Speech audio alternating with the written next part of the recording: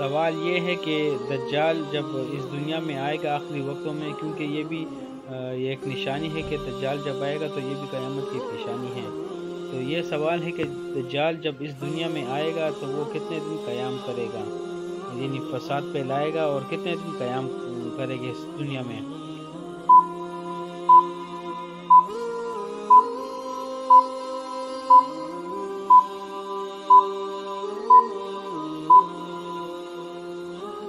اچھا دوستو، سوال تھا کہ دجال جب اس دنیا میں آئے گا آخری وقتوں میں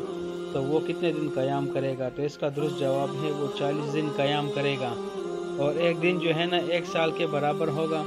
اور دوسرا دن جو ہوگا وہ 1 مہینے کے برابر ہوگا، اور تیسرا دن 1 ہفتے کے برابر ہوگا، اور باقی جو دن رہ گئے 40 دنوں میں 37 دن تقریباً تو وہ عام دنوں کی طرح ہوں گے۔